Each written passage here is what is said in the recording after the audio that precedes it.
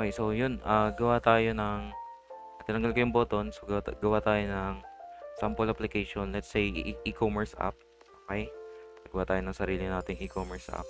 So, unang kailangan nating gawin is maglagay tayo ng, let's say, navigation bar. Okay? Pagawin muna natin kulay. Ay, hindi, okay na yan.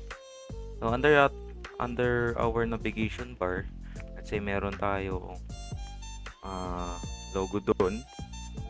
Pwede kayo maglagay ng logo.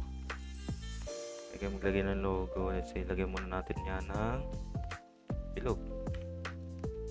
Okay. Yan. Drag lang natin. So, 7, 8. Hindi pa pala tama to.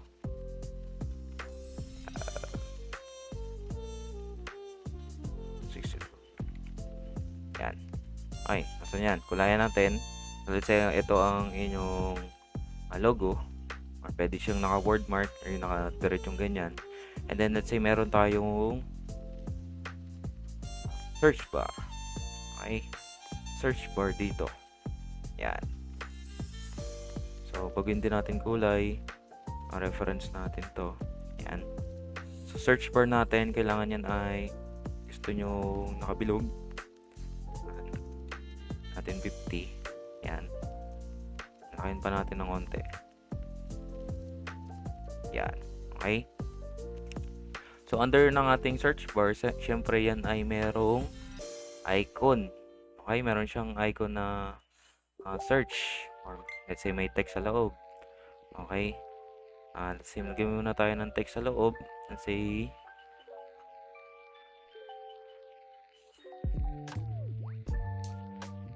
search. Yan. Baguhin natin yung kanyang kulay. Nating 12. Then, yeah. Okay. Then, let's say may icon tayo dito. So, pag kailangan nyo ng icon, guys, so ito po yung ginagamit natin. Meron tayong mga libraries din dito sa Figma or plugins. Okay? So, under ng plugins, dito kayo punta kayo ng plugins. Manage plugins. Mag-search kayo ng ano dito. Kung ano yung kailangan nyo. Ayan. So, ang kailangan natin is icon or icons. Ayan, pwede dyan. Icon Scout. Okay. So, font awesome icons. Ayan. Sura natin. Ayan. May search tayo. Let's say, search or magnifying glass. Ayan. Okay. So, drag na ba natin? Nasaan siya? Up. Nasaan yung drag ba natin siya? Anong kulay nito? Hindi siya makita. Ayun. Ano siya napunta? Okay. So, ayan. So, meron na tayong instant icon, di ba? So, lagay lang natin siya dun sa loob ng ating search bar. Ayan. So, zoom lang natin yung size niya muna. Yan, ay, mamaya lang natin ayusin.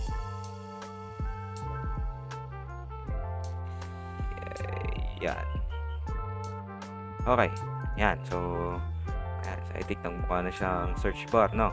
Okay. So, next naman po, kailangan natin ng, ano pa, meron pa tayo isang icon. Kailangan pa natin ng, balik tayo doon, font awesome. Kailangan natin ng cart. Okay. So, yung cart natin, eto. Ito cart to eh. Cart down. Wala ba yung normal cart? Sige, yun na lang muna. So, cart. Okay. Kasi ito yung cart natin. Saan naman siya napunta? Wala naman nilagay. Ito mo nilalagay dito. Yan. Okay. So, proceed tayo. Ano kayang size? Let's say size din na ating icon. They're the same size. Maybe or maybe not. Yan. Okay, so meron tayong cart. Ano pa ba meron dun? I think yung settings. Settings for user. Tama ba? Yep, I think yun yun. So, kailangan natin ng settings or yung parang menu for user. Let's say yung inyong profile, previous orders, view all orders. Okay? So, anong icon yun? Let's say burger. No? Tama ba? Ayan. So, ito burger menu. Yan. Okay. So, ano naman yung nilagay? Nandito na naman. Okay. Pagin lang natin yung size. Yan. Magka-size ba sila? Ayan. Same size sila. Yan. So, buo na yung ating navigation bar. Yan. So, next naman po, let's say, dito sa loob is yan. So, ano ba usually nilalagay nila dyan? Ang nilalagay nila mostly dito is yung mga banners nila. So, e-commerce banner.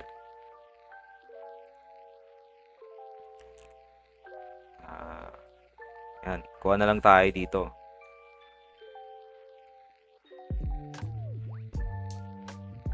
Save ko lang to. Yan. Okay. So, saan yun? Yan.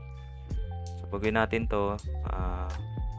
Gawin natin yung kanyang fill is the color. So, pwede nyong, by the way, dito sa fill ng mga shapes natin, pwede kayong pumili, merong gradient dito kung gusto nyo ng gradient.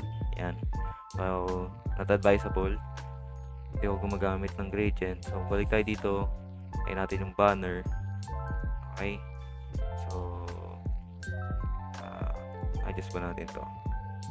I think ano ba yung pang-move dito? Ang tool? Hindi. Move to eh. Okay siya. Fill. Crop. Ayan. Ito pala. So, ang kailangan natin ay crop natin. Crop. Ayan.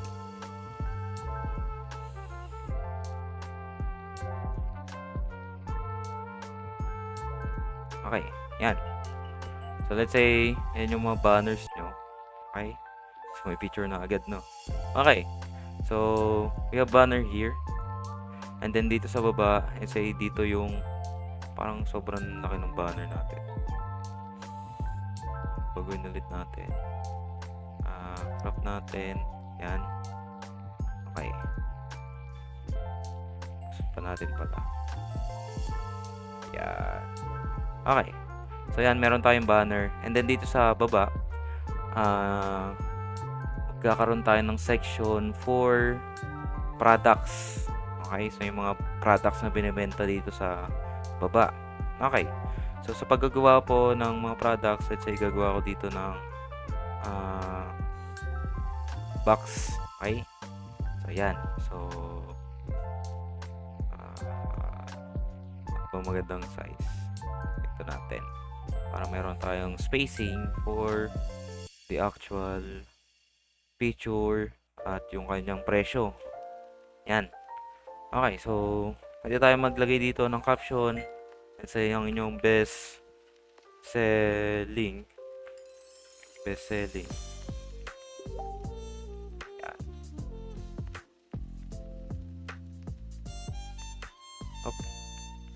Best selling. Selling nga ba? Ayun ba ay may spacing? Not base selling, but instead popular. Yan. So, align natin to sa left. Yan. So, yan. Okay, nakapapins ba to? Yep. Then, baguhin natin say semi-bold. Medium. Yan. Okay. So, under popular, pwede rin kayo magkaroon dyan ng filters. Kailangan natin na filter.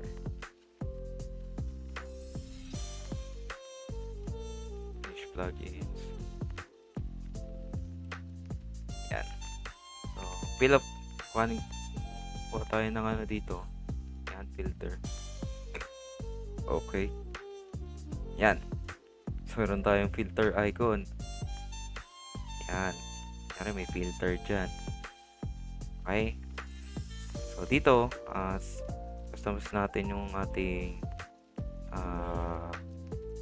customize natin yung ating product. Okay. So, cards, yung tinatawag. So, product cards. So, skip natin. So, una baguhin natin yung kanyang fill.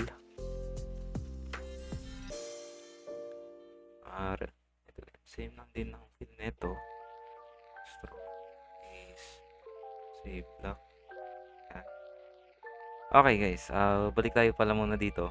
Ayan, so napansin ko yung ating management ng ating mga components is magulo. So ayusin muna natin.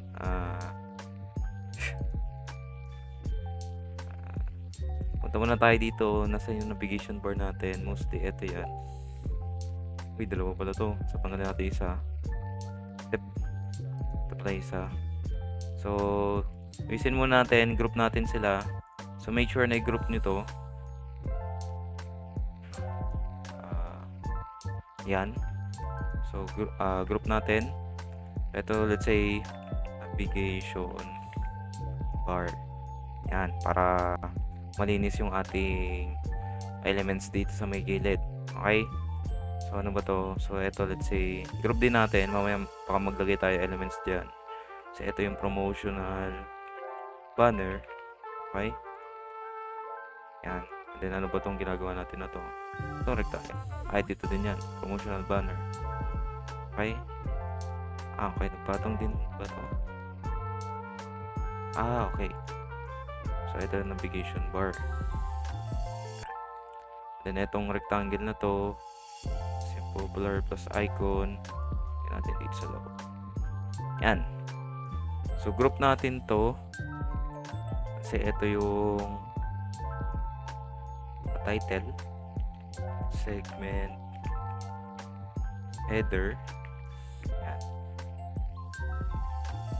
Then itong rectangle na to, na tayo dyan ng let's say product cards or card. So under ng product card, ito skip nyo lang. Ang bala ko dito, maglalagay ako ng image, presyo, okay, short description, ayan, okay. So lagay tayo ng picture. Okay ba nabuuin siya? Ito natin siya. Yan. Tingnan natin ng unting spacing.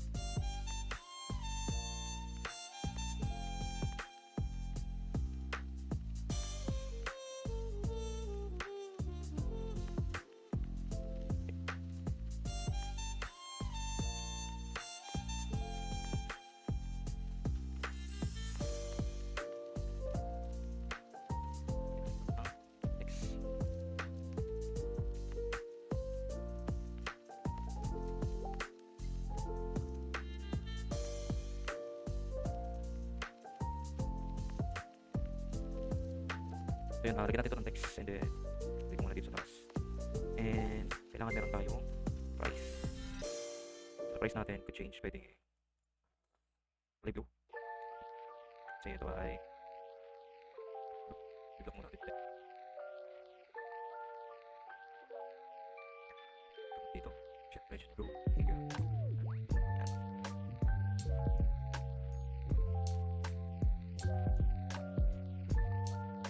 Okay, so meron tayong price, product name.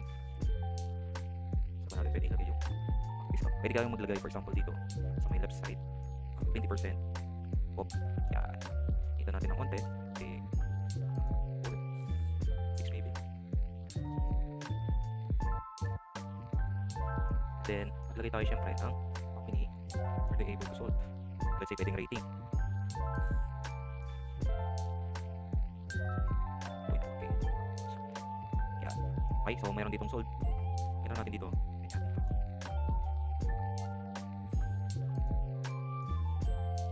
Up. Yan.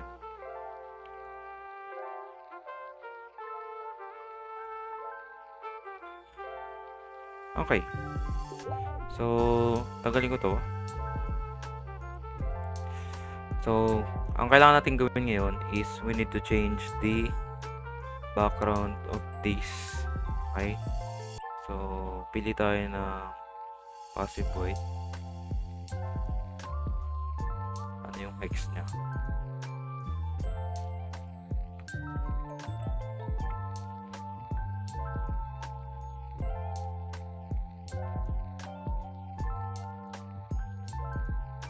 Okay. Ito.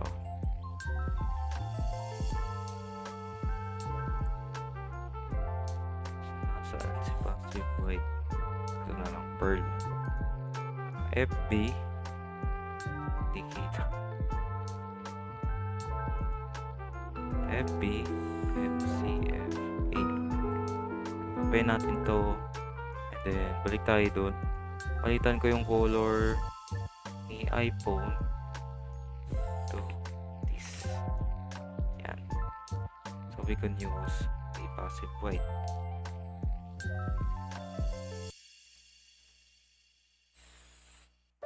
Okay. Ano natin yung stroke. Then, yan. Kita ba? I think I need to change this to yan. Customize na natin. Yan. Okay, so meron tayong one product. Okay. Yan. So proceed tayo. Duplicate natin another product. Remove natin right beside.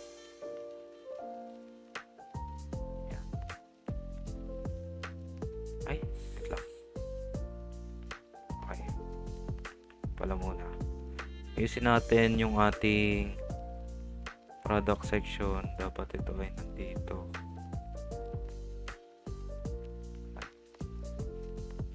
Maybe not. Ito natin ito ng masking section. Yan. So, nakita.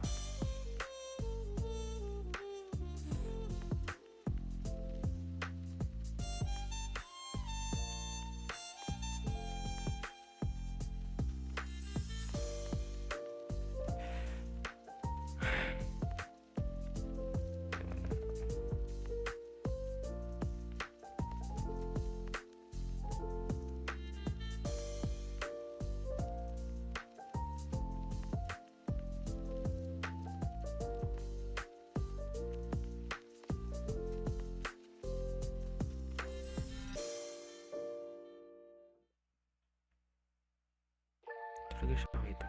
Wait, what?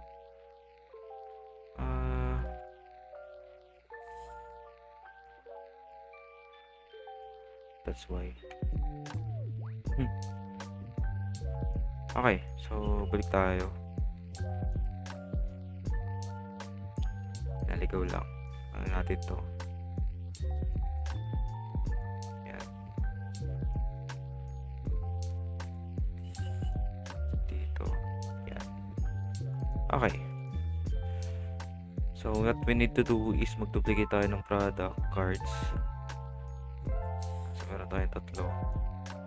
1, 2, 3. Yan. Okay. So, meron tayong products dito and what we need to do is, so under ng prototyping, meron tayong tinatawag dito na horizontal scrolling.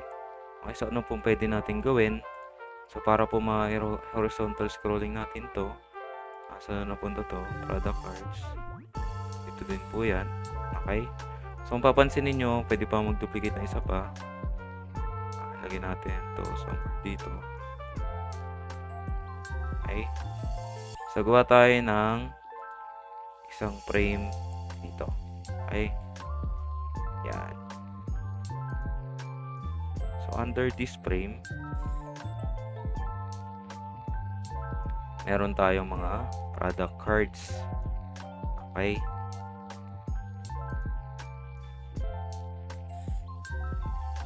So, ito guys, ang tinatawag natin na horizontal scrolling. So, pag sa prototyping kasi, let's say pag nira natin to, okay? Pag nag-run kayo dyan,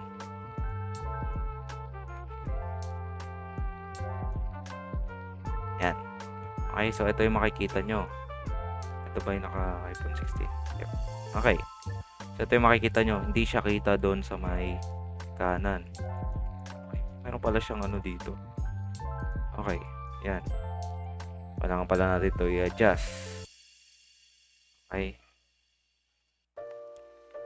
So, kung makikita nyo yung ating product cards, wait lang. Kasi natin to. Nangyari sa kanya. The icon.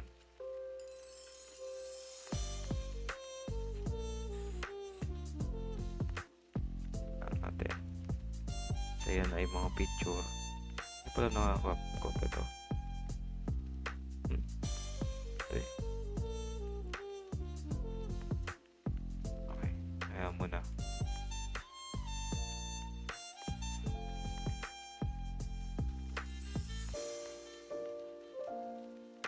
Okay, so ang gagawin natin, kailangan natin makita or mapakita yung horizontal scrolling natin dito.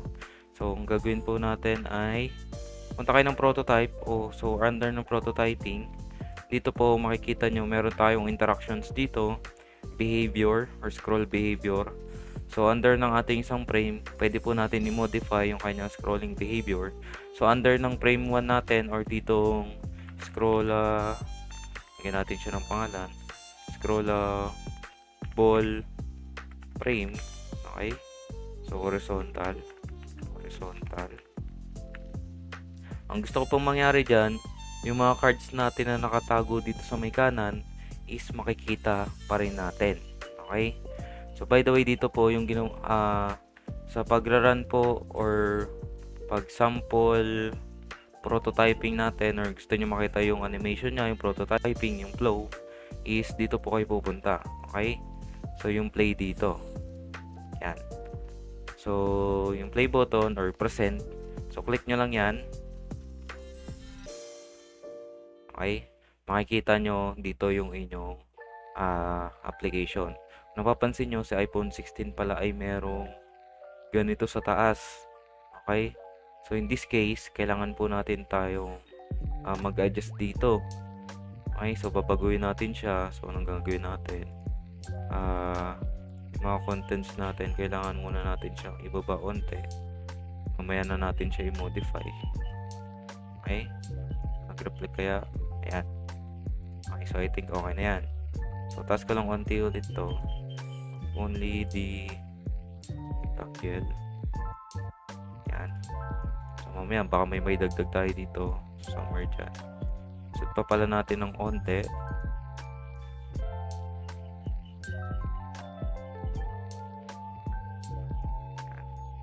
Set pa natin ng onte.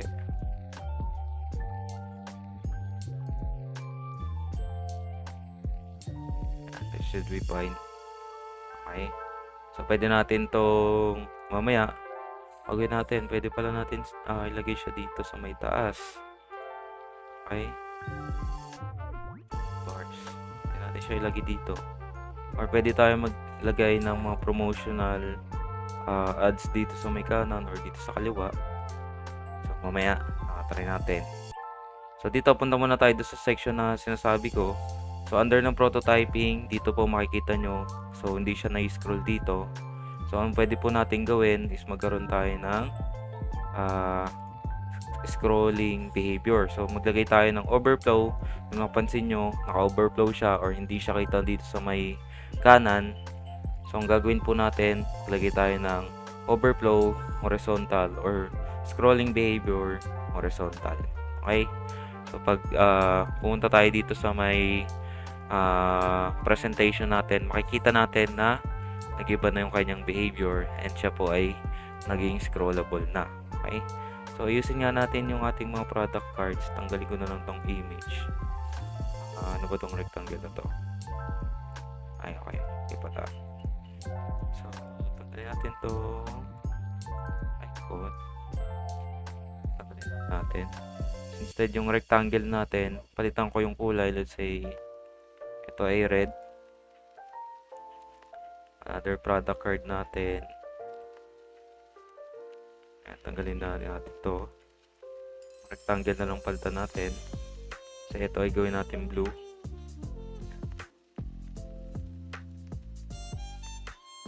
Okay, so this is say green.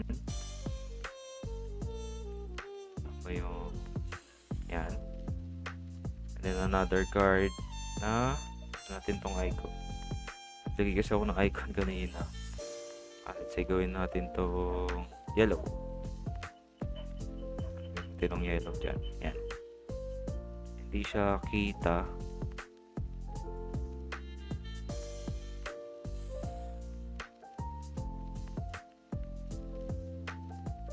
So yung isang card natin. Kailangan natin siya lagyan ng konting space. So dito titingnan nyo. Ayan. So meron na tayong scrollable frame. Okay, so let's say meron kayong madaming products dyan. Let's say pwede yung damihan. Duplicate natin. Then ito ay move natin somewhere dito. So sorry, di na siya kita. Yan. Yan. Okay. Mapapansin nyo, scrollable siya sa horizontal. So pwede naman din po dito sa vertical. Pwede nyo gawin din sa vertical dito. Okay. Yan. So, another section. Let's say meron kayong another section. Naka navigation bar, segment header, scrollable play, frame. So, ayusin din natin to. So, itong segment header natin. So, ito yung popular. So, pwede ba natin yan i-group? Popular segment. Okay, so sa mga ano natin, meron tayong tinatawag na segmentation. So ito, for example, one segment to, and then dito sa baba is another segment, and then doon sa baba another segment. So let's say magagawa ko ng bago. Let's say ito naman ay best selling. Okay, best selling. Okay, natin to distance siya dito 14.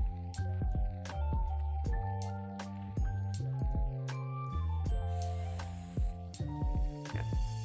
Okay, so in this case pwede nyo baguhin na yan si popular. Gawin natin siya best selling. Yan. Ay, hindi pala yun yung binago natin. Best selling. Yan.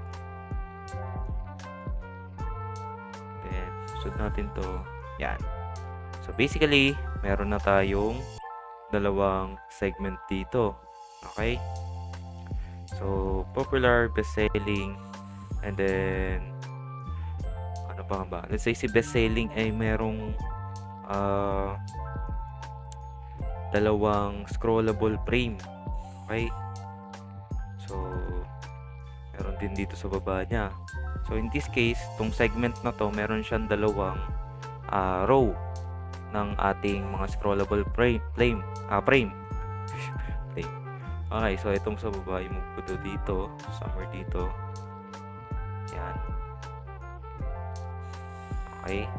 So, ano po mangyayari? So, sa best-selling, dapat nandito pa rin siya. Okay. So, si best-selling segment, yan. Dapat siya ay may element dito sa may baba. Okay.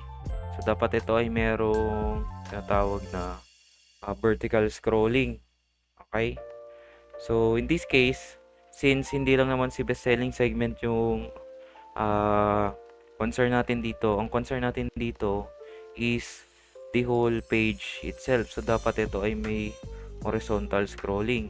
So, pwede tayo, let's say, pumunta dito kay mismong frame natin, iPhone 16.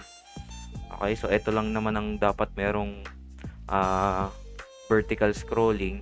Okay, so let's say meron tayong vertical scrolling. So, pag pumunta tayo dito, yan.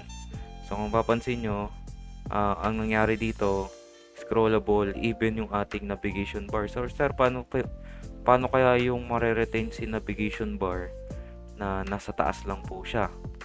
Okay, so anong gagawin po natin? Maglalagay tayo ng frame dito sa loob na ang sakop lang ay, let's say, gusto nyo bang i-retain din itong banner natin? Pwede rin naman. Pwede, okay? So, itong section lang na ito ang lalagay natin ng vertical scrolling. So, anong gagawin natin? Balik natin to sa no scrolling. Okay? Maglagay tayo dito sa part na to ng isang frame. So, frame po yung gagamitin nyo ha. Hindi tayo shape. So, maglagay kayo ng frame dito na pangalanan natin na vertical scrolling. Yan. Okay. So, ano na yung mga laman na to? Si navigation bar, hindi siya kasali. Si best-selling and popular segment ay kasali. Si promotional banner ay hindi. Okay, so ang gagawin po natin, lagay natin dito sa loob. Ngayon, ang lalagyan natin ng vertical scrolling is itong frame natin na ang pangalan ay vertical scrolling frame. Okay. So, lagyan natin to. So, no scrolling siya. Default, meron na siya ngayong vertical scrolling. Lagyan yan. Yan. Okay. So, scrollable na po yung ating vertical orientation. Yan. Mas sobra yata. Ayan. Hindi siya automatic bumabalik. Okay. So, naka-align ba siya dito? Hindi pala. Kaya pala. Best selling. Ayusin natin to isa. Hindi siya naka-align. Yan. Si popular din yata ay hindi rin naka-align. Yan. Popular segment header. Yan. Okay. So, popular segment, pag gusto nyo lagyan ng spacing dito, syempre, alam nga naman nakaganyan nga yan.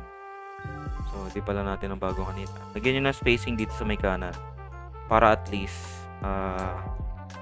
yan. Pwede ganyan. Okay? Ayan. Ganyan na po ang mangyayari. Okay. So, meron na tayong product section. Okay? May promotional banner. May navigation bar. Pwede nyong gawin dyan is pumili kayo ng tawag dito. Pumili kayo ng kulay. So, let's say baguhin yung kulay. Yan. So, dito po nagtatapos yung ating sa prototyping, yung vertical and horizontal scrolling natin. Very important kapag meron kayong mga contents na kailangan may scrolling. Okay? Yan.